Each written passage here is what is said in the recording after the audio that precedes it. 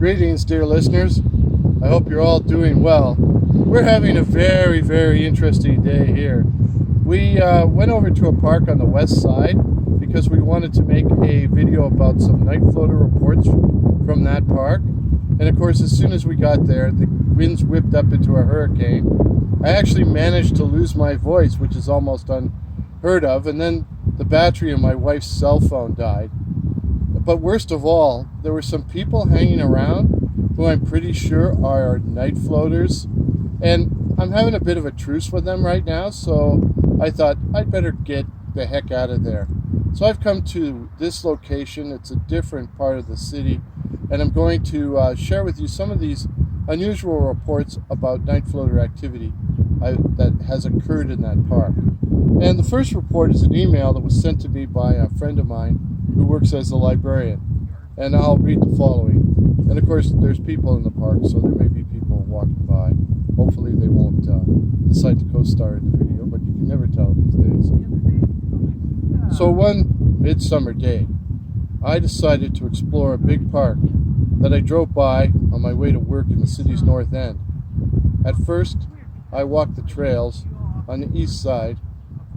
Maybe I will let those guys just finish their little walk. Just give them another minute or so. As I say, it's almost like the night floaters know we're doing this and they want us to stop. Okay, back to my friend's email. One midsummer day, I decided to explore a big park that I drove by on my way to work in the city's north end. At first, I walked the trails on the east side, then shifted to the western, wilder end, where a footbridge leads to a lush, overgrown island surrounded by the sluggish waters of the Pile of Bones Creek, which is just over there.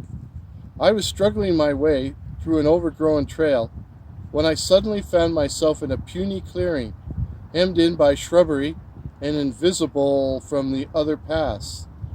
She lay on her back naked, and at first I thought she was a nude sunbather, but then I saw the gaping hole at the end of her neck, where the head should have been. I had seen this film before. She was a night floater. Now, my friend had encounters with the night floaters when he was younger, so he knew what this woman was straight away, and he got out of there. But a few nights later, when he was riding his bike at high speed down the boulevard near the park, a swarm of night floaters came out of the park and swooped him, making him crash his bike. Fortunately, he wasn't badly injured, and the next day he requested a transfer to a location in a different part of the city in his efforts to try to get away from the harassment of the night floaters. And that kind of worked. Kinda. So my next email comes from a listener who only identified himself as Dave, and Dave had the following encounter along with his girlfriend in May of last year, so May of 2019. My girlfriend and I were in the park on the west side. We were walking across the footbridge when my girlfriend drew my attention to some round white objects which she could see flitting through the shrubbery on the island. And I was astounded to see, on taking a closer look, that they were actually human heads. We stopped on the bridge and watched 4 heads, 2 men, 1 old, 1 young, and 2 women, all of them butt ugly. Imagine our horror when we realized they were actually eating bugs and mosquitoes, like they were bats. We stayed quiet, and after a few minutes, they flew or floated out into the darkness. Now, I find that part particularly interesting because reports of flying heads eating bugs and insects appear in the work of Lafcadio Hearn, the turn-of-the-century writer that collected all the tales of goblins and ghosts in old ghostly Japan. So very interesting, I thought. So, my girlfriend wanted to leave right then, but I wanted to see if I could find out anything more about these heads, which I assumed were those night floaters you hear about on the net. We went over the bridge and into the shrubbery on the little island, and in the distance we could hear this strange and ominous moaning, like a pack of vengeful ghosts. Strange and ominous moaning of the wind. But that's a sure sign of the night floaters. When you hear that moaning sound, they make a moaning sound at a distance, which becomes quieter and quieter and quieter the closer they approach. approach. They approach until there's dead silence, which is when they attack. So if you're out at night and you hear a moaning sound you don't recognize out the distance, it's time to go home. It really is time to go home. So back to Dave's email. We went into the shrubbery on the little island. It was dark as hell in there, and wet and cool too. It was early in May. We followed this twisty path and ended up in this clearing, and what do you think we found? 4 headless bodies. 2 guys and 2 gals. Totally butt naked. Butt naked in 14 Celsius weather. That's 58 Fahrenheit for you non-Celsius people. My girl was totally freaking out, and we got the hell out of there fast. Had we stumbled onto a mass murder scene? I didn't think so. Not in Regina, Saskatchewan. But I remembered the night floaters are supposed to detach their heads from their bodies in order to hunt for human flesh, and that sometimes they stripped off before transforming. So Dave and his girlfriend were attacked on their way out of the park by at least 3 heads, and they fought this kind of pitched battle with them. And at one point, Dave took his belt off and started swinging it with the buckle end out, and he connected with one of the heads. And as he wrote to me, I hope I put out an eye. David, really, David. You know, it's all fun and games till someone loses an eye. So we're reporting from another part of the city right now because things were getting a little too hot in the park today, and I was getting the vibes that don't make this video here. Some listeners have asked me to do after dark visit looking for the night floaters, and I've been thinking about going back to that park, but I don't know if I have the courage to do it. So stay tuned, and I'll think it over some more, but I'm getting the vibes. Stay out of there, Warren. Just stay out of there.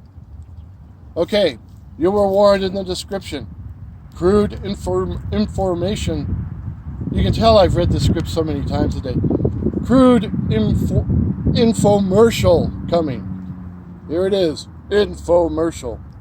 Well, April 30th, which is hopefully the day this is appearing on YouTube, is Walpurgis Nacht, or Walpurgis Night, celebrated in many European countries as the end of winter, the arrival of spring. And they build bonfires in these countries to drive away winter, but to also drive away witches and evil spirits. So in some ways, it's kind of a spring version of Halloween. Now, Bram Stoker, that sounds like Bram going by right now. Bram Stoker, and I noticed in my notes that, hello, Bram. Hi. Bram Stoker, I noticed in my notes his initials are BS. I don't mean anything by that, I just thought I'd mention it. Anyways, Bram Stoker wrote that Walpurgis Night was a night when all the evil spirits have sway. Well, I've always wanted to spread the Walpurgis Nacht tradition here in North America. I think it'd be cool, like Regina, Halloween, October 30th, winter starts, April 30th, Walpurgis Night, winter ends, maybe, sort of, maybe. I have a friend that doesn't like Christmas. He thinks it's too commercial.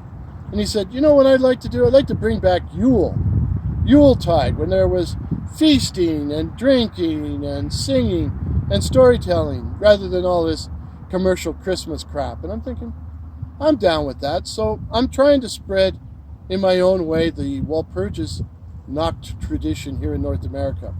So to that end, I used to build a bonfire in my backyard, and I used to drink a bottle of Jack Daniels and leap over the bonfire in the night. If you can imagine a guy my size leaping and cavorting. So I'd leap over the bonfire, but after cinching my balls and my butt and having to get a double knee replacement, my bonfire leaping days are over. And if you're planning to celebrate Walpurgis Nacht, I urge you to do it in a more sedate manner. You don't want to have to drop and roll, and you certainly don't want to drink a bottle of Jack Daniels. It's very painful the next day. So why am I telling you all of this information, all of this crap about Walpurgis Nacht? Well, I wrote a story called Walpurgis Night. I actually wrote 2 chapters of it, made YouTube videos of both chapters, and nobody watched. So, what I'm challenging you all to do today is to go and watch those 2 videos. And if we get 100 views and 20 likes, I will continue with chapter 3 and continue the rest of the story. So check them out. If you like them, give them a thumbs up. If you don't like it, just stay neutral, stay neutral. If you really don't like the stories, think they suck, give me a thumbs down. I won't be offended, because I want to know people's really honest opinion. If you like the stories, I'll make more of them, if I can ever get back in my studio, which is under lockdown again. So that's it for today. I'm losing my voice. There's people crowding around staring at me, wondering what the hell I'm talking about. So you all stay safe, stay subscribed. If this is your first visit to the channel, please consider subscribing. For the new people, I can't get into studio right now, but there's 124 videos on my channel. So please check out the 2 Walpurgis Night videos and some of my earlier offerings, and check out the playlist, The Night Floaters Explained. As well, you all stay hungry. And now I'm going to ask the lovely and talented camera crew to give us, we're not in the mystery park on the west side, but to give us a panoramic view of this lovely little park on the shores of the Pile of Bones Creek.